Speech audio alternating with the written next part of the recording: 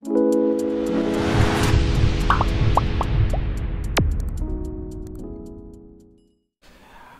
বিষয় 2024 সালের সপ্তম শ্রেণীর দ্বিতীয় পর্যায়ক্রমিক মূল্যায়নের ভূগোলের প্রশ্ন এবং তার উত্তর। তোমাদের দ্বিতীয় পর্যায়ক্রমিক মূল্যায়ন আগামী আগস্ট মাসে অনুষ্ঠিত হবে। এই পরীক্ষায় তোমাদের পূর্ণমান থাকবে 25 এবং এই জন্য তোমার সময় হবে 50 মিনিট। এর আগে তোমাদের দ্বিতীয় পর্যায়ক্রমিক মূল্যায়নের বাংলার প্রশ্ন এবং তার উত্তর করিয়ে দিয়েছি। তোমরা যা যা দেখোনি তার জন্য লিঙ্ক ডেসক্রিপশন বক্সে দেওয়া আছে, তোমরা সেখান থেকে দেখে নিতে পারো। তোমাদের এই প্রশ্নোত্তর পর্ব আলোচনা করার আগে বলে রাখি, তোমরা যারা চ্যানেল নতুন তারা অবশ্যই চ্যানেলটিকে সাবস্ক্রাইব করে দিও এবং পাশে থাকা বেল আইকনটি প্রেস করে দিও। এবং এই প্রশ্নোত্তর পর্বগুলি করার পরে যদি মনে হয় তোমাদের আরও এক সেট সাজেশন প্রশ্ন এবং তার উত্তর দরকার, তোমরা কমেন্টে জানাবে, আমি তোমাদের জন্য আরও এক সেট সাজেশন প্রশ্ন এবং তার উত্তর নিয়ে আসবো। তো দেখে নাও তোমাদের এই প্রশ্নোত্তর পর্বের আগে তোমাদের সিলেবাসটা ঠিক কেমন থাকছে। দেখো, তোমাদের যে 25 নম্বরের প্রশ্ন থাকবে সেখানে তোমাদের যে চ্যাপ্টার থাকবে সেটা হচ্ছে ভূমিরূপ, নদী, শিলা ও মাটি, আফ্রিকা মহাদেশ। তো এর মধ্যে তোমাদের যেটা ভূমিরূপ থেকে থাকছে একটা এমসিকিউ, একটা 1 নম্বর প্রশ্ন। নদী থেকেও ঠিক তেমনি, শিলা ও মাটি থেকে তেমনি, আফ্রিকা থেকে দুটো এমসিকিউ এবং দুটো 1 নম্বর প্রশ্ন। শুধু এখানে পার্থক্য যেটা আছে, এই যে 4টে চ্যাপ্টার, এই 4টে চ্যাপ্টার মিলিয়ে তোমাদের দুটো 2 নম্বর প্রশ্ন থাকছে, তোমাদের দুটো 3 নম্বর প্রশ্ন থাকছে, একটা 5 নম্বর প্রশ্ন থাকছে, মোট থাকছে 25 নম্বর। অর্থাৎ তোমার যেটা থাকছে 5টা এমসিকিউ, 5টা 1 নম্বর প্রশ্ন, দুটো 2 নম্বর প্রশ্ন, দুটো 3 নম্বর প্রশ্ন এবং একটা 5 নম্বর প্রশ্ন, অর্থাৎ মোট থাকে 25 নম্বর। তোমরা এটা নিশ্চয়ই আশা করি বুঝতে পেরেছো যে এই যে 2 নম্বর প্রশ্ন, 3 নম্বর প্রশ্ন এবং 5 নম্বর প্রশ্ন, এগুলো কিন্তু যে কোনো চ্যাপ্টার থেকে আসতে পারে 4টে চ্যাপ্টারের মধ্যে। তাহলে দেখে নাও তোমাদের প্রশ্ন এবং উত্তর পর্বগুলি ঠিক কেমন হতে পারে। তো প্রথমে যেটা আছে দেখো, সঠিক উত্তরটি নির্বাচন করো। এটা এমসিকিউ প্রশ্ন, 5টা করতে হবে। প্রথম যে প্রশ্ন, ভূভাগ ভাঁজ খেয়ে ওপরের দিকে উঠে যে পর্বত সৃষ্টি করে তার উদাহরণ হলো, এটা যেটা সঠিক উত্তর সেটা হচ্ছে হিমালয়। হিমালয় হচ্ছে সঠিক উত্তর।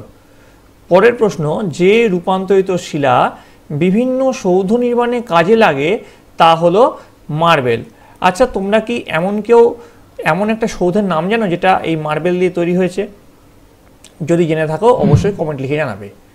1.3 গ্রানাইট, ব্যাসাল্ট, চুনাপাথর, মার্বেল, এর মধ্যে কোন শিলায় স্তর থাকে? উত্তর হচ্ছে এই গ্রানাইট, এই শিলায় কিন্তু স্তর থাকে। 1.4 নীল নদের বদ্বীপ অংশে নিরক্ষীয় মৌসুমী নাকি ভূমধ্যসাগরীয় জলবায়ু দেখা যায়? উত্তর যেটা হবে সেটা হচ্ছে মৌসুমী জলবায়ু দেখা যায়। পরের প্রশ্ন, কঙ্গো নদী আফ্রিকার পূর্ব নাকি উত্তর নাকি দক্ষিণ নাকি পশ্চিম দিকে প্রবাহিত হয়েছে? উত্তর হবে কঙ্গো নদী আফ্রিকার পশ্চিম দিকে প্রবাহিত হয়েছে। তারপর দেখো শূন্যস্থান পূরণ করো। এবার দেখো দুটো শূন্যস্থান পূরণ করতে হবে। ব্যাসল্ট শিলা দেখা যায় ভারতের কোন অঞ্চলে? ভারতের ডেকান অঞ্চলে। এশিয়া থেকে আফ্রিকাকে বিচ্ছিন্ন করেছে কোন সাগর? উত্তর হবে এশিয়া থেকে আফ্রিকা বিচ্ছিন্ন করেছে লোহিত সাগর বা রেড সি। এবার এক কথায় উত্তর দাও। ভারতের একটি প্রাচীন ভঙ্গিত পর্বতের নাম লেখো। উত্তর লিখবে আরাবল্লী পর্বতশ্রেণী। 3.2 মিশরের সবচেয়ে গুরুত্বপূর্ণ রাজধানী কোনটা? উত্তর হবে কায়রো। 3.3 মাটির সৃষ্ট একটি উপাদানের নাম লেখো। তো মাটির 3টি উপাদানের মধ্যে একটি হচ্ছে মাটির সৃষ্টির একটি উপাদান, এটা হচ্ছে লোম। একটি উপাদান হচ্ছে লোম। 3টি উপাদান থাকে, তার মধ্যে একটা হচ্ছে লোম। 4 নম্বর দেখো, অনধিক 2-3টি বাক্যে উত্তর দাও, যে কোনো দুটি। প্রতিটি প্রশ্নের মান আছে 2 করে। প্রথম যে প্রশ্ন, মালভূমিকে টেবিল ল্যান্ড কেন বলা হয়?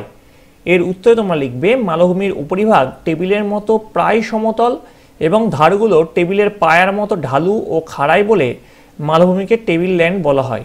এবার চলে আসছি 4.3 নীল নদের ওপরে কি উদ্দেশ্যে আসোয়ান বাঁধ নির্মাণ করা হয়েছে? উত্তর হবে বন্যা নিয়ন্ত্রণ ও কৃষি জমিতে জলসেচ, এই দুটি মূল উদ্দেশ্যে নীল নদের ওপর আসোয়ান বাঁধ নির্মাণ করা হয়েছে। নীল নদের ওপর এই আসোয়ান বাঁধ নির্মাণ করার কারণ হলো নীল নদের অতিরিক্ত যে জল নদীর দুকুল প্লাবন করে বন্যা সৃষ্টি করে তা যাতে আটকানো যায়, যার ফলে নীলনদ অববাহিকায় বন্যা নিয়ন্ত্রণ করা যায় এবং এই ধরে রাখা জলকে পরবর্তীতে কৃষিকার্যে প্রয়োজন মতো ব্যবহার করা যায়। তাই নীলনদের ওপর মিশরীয়রা আসোয়ান বাঁধ তৈরি করেছেন। এবার দেখো 5 দাগের প্রশ্ন, নিচের প্রশ্নগুলির উত্তর দাও অনধিক 6টি বাক্যে। 2টি করতে হবে, প্রতিটি প্রশ্নের মান আছে 3 করে। জলপ্রপাত কাকে বলে? উদাহরণ দাও। এর উত্তর তোমরা লিখবে মুক্ত প্রবাহে নদীর গতিপথে কঠিন শিলা ও কোমল শিলা অনুভূমিকভাবে অবস্থান করলে নদীর প্রবল স্রোতের ফলে কোমল শিলা কঠিন শিলা অপেক্ষা দ্রুত ক্ষয়প্রাপ্ত হয়ে খাড়া ঢাল সৃষ্টি করে। ফলে নদী ওই খাড়া ঢালের উপর দিয়ে সরাসরি নিচে পড়তে থাকে। একে জলপ্রপাত বা ওয়াটারফলস বলে। উদাহরণস্বরূপ দুধসাগর জলপ্রপাত। 5.2 দেখো, সাহারার জলবায়ু কিভাবে সেখানকার মানুষের জীবনযাত্রাকে প্রভাবিত করে। এর উত্তর তোমরা লিখবে, সাহারা মরুভূমির জলবায়ুতে দৈনিক তাপমাত্রার পার্থক্য অত্যন্ত বেশি। এই রকম জলবায়ুতে সেখানকার মানুষ কষ্টসাধ্য জীবনযাত্রা অতিবাহিত করে। খাবারের সন্ধানে এক জায়গা থেকে অন্য জায়গায় ঘুরে বেড়ায় বলে তাদের যাযাবর বলা হয়। কিছু মানুষ মরুদ্যানের সামান্য জলে জোয়ার, ভুট্টা, বাজরা চাষ করে। যাযাবরেরা উটের দল, ঘোড়া, ছাগল নিয়ে ঘুরে বেড়ায়। পশুর দুধ ও মাংস এদের প্রধান খাদ্য। সাহারায় কিছু খনিজ সম্পদ পাওয়া গেলেও অত্যধিক গরমের কারণে এখানে আহরণ করা কষ্টসাধ্য। এবার দেখো চলে আসছি 5.3, নদীর মোহনায় বদ্বীপ সৃষ্টি দুটি শর্ত উল্লেখ করো। উত্তর লিখবে, নদীর মোহনায় বদ্বীপ সৃষ্টির দুটি শর্ত হলো: 1, মোহনা মৃদুভাবে সমভূমির সাথে মিশতে হবে। 2, নদীর মধ্য ও নিম্ন গতির দৈর্ঘ্য বেশি হতে হবে। 5.4 দেখো এবার, জলবায়ু মৃত্তিকা সৃষ্টির অন্যতম প্রধান নিয়ন্ত্রক। বক্তব্যটির যথার্থতা বিচার করো। উত্তর লিখবে, জলবায়ু মৃত্তিকা সৃষ্টির একটি অন্যতম নিয়ন্ত্রক। জলবায়ুর প্রভাবে সৃষ্ট মাটিকে একটোডাইনামোমরফিক মাটি বলে। উষ্ণ ও আর্দ্র অঞ্চলে আবহবিকার প্রক্রিয়া ত্বরান্বিত হওয়ায় মৃত্তিকা তৈরির হার দ্রুত হয়। এখানে মাটির গভীরতা বেশি। শীতল ও শুষ্ক অঞ্চলে বিপরীত অবস্থা দেখতে পাওয়া যায়। এখানে মৃত্তিকা সৃষ্টির হার খুব ধীরে গতিতে সম্পন্ন হয় এবং এখানে মাটির গভীরতাও কম। এবার দেখো 6 দাগের প্রশ্ন। নিচের প্রশ্নগুলির উত্তর দাও অনধিক 10টি বাক্যে যে কোনো একটি। প্রথম যে প্রশ্ন আছে 6.1, মাটির দানাদার আকারের উপর ভিত্তি করে মাটির শ্রেণীবিভাগ করো। প্রতিটি শ্রেণীর একটি করে বৈশিষ্ট্য লেখো। এর উত্তরে তোমরা লিখবে, পৃথিবীতে শিলা থেকে সৃষ্টি হয়েছে মাটি, বা শিলা থেকে উৎপত্তি হয়েছে, অথবা শিলাচূর্ণ থেকে উৎপত্তি হয়েছে মৃত্তিকার। মাটি বিভিন্ন রকমের হয়ে থাকে। মাটির দানার উপর ভিত্তি করে মাটিকে বিভিন্ন পর্যায়ে বিভক্ত করা হয়। সব মাটির দানা সমান হয় না। মাটির দানার মাপ বড় না সূক্ষ্ম তার উপর ভিত্তি করে মাটির শ্রেণীবিভাগ করা যায়। মাটি দানার উপর ভিত্তি করে মাটিকে 3 ভাগে ভাগ করা যায়: বেলে মাটি, দোআঁশ মাটি, এঁটেল মাটি। বেলে মাটি, যে মাটিতে বালির ভাগ বেশি থাকে এবং জল ধারণ ক্ষমতা সবচেয়ে কম, সেই মাটিকে বেলে মাটি বলা হয়। এই মৃত্তিকা সাধারণত নদীর ধারে ও উষ্ণ অঞ্চলে লক্ষ্য করা যায়। এই মাটির বৈশিষ্ট্য, প্রথম পয়েন্ট দিবে, এই মাটির দানাগুলি মোটা হয়। খ, দানাগুলির মধ্যে ফাঁক বেশি হয়। গ, এই মাটির জল ধারণ ক্ষমতা কম হয়। এই মাটিতে জল ঢাললে তাড়াতাড়ি টেনে নেয়। ঘ, এই মাটিতে কৃষিকাজ ভালো হয় না। এবার চলে আসে দোআঁশ মাটি, যে মাটিতে বালি এবং কাদার পরিমাণ সমান সমান হয় আর ফসল ফলন ভালো হয় তাকে দোআঁশ মাটি বলা হয়। বীরভূম, বাঁকুড়া, মেদিনীপুর জেলা উপযুক্ত জমি লক্ষ্য করা যায়। এই দোআঁশ মাটির বৈশিষ্ট্য কি? প্রথম পয়েন্ট, এই মাটির জল ধারণ ক্ষমতা খুব বেশি ও খুব কম নয়। তারপর পয়েন্ট, এই মাটিতে জল ঢাললে অনেক সময় থাকে। গ, এই মাটিতে বালি আর কাদার পরিমাণ সমান সমান থাকে। ঘ, এই মাটিতে জল, বাতাস ও অন্যান্য উপাদান ঠিক মাত্রায় থাকে। সুতরাং বলা চলে এই মাটিতে ফসল ফলানোর উপযুক্ত মাটি। এই মাটি ফসল ফলানোর উপযুক্ত মাটি। এবার দেখো 3 নম্বর, এঁটেল মাটি, যে মাটিতে কাদার পরিমাণ সব থেকে বেশি ও জল ধরে রাখার ক্ষমতা সবচেয়ে বেশি, সেই মাটিকে এঁটেল মাটি বলা হয়। এবার এঁটেল মাটির বৈশিষ্ট্য কি? এই মাটির দানাগুলির মধ্যে ফাঁক খুব কম থাকে। খ, এই মাটিতে জল ঢাললে জল দাঁড়িয়ে থাকে। গ, এই মাটিতে বালির পরিমাণ সবচেয়ে কম থাকে এবং কাদার পরিমাণ সব থেকে বেশি থাকে। ঘ, এই মাটি চ্যাটচ্যাটে হয়। ঙ, এই মাটিতে ফসল ভালো হয় বেলে মাটির তুলনায়। 6.2, মানুষের নানাবিধ ক্রিয়াকলাপ নদীর উপর নেতিবাচক প্রভাব ফেলে। বক্তব্যটির যথার্থতা বিচার করো। উত্তর লিখবে, মানুষের জীবনের সাথে নদীর সম্পর্ক নিবিড় হলেও মানুষের নানাবিধ কাজ নদীর উপর নেতিবাচক প্রভাব ফেলে। মানুষের অবাঞ্ছিত ক্রিয়াকলাপগুলি আলোচনা করা হলো। দিয়ে দেখো কৃষিজাত নদী দূষণ। কৃষি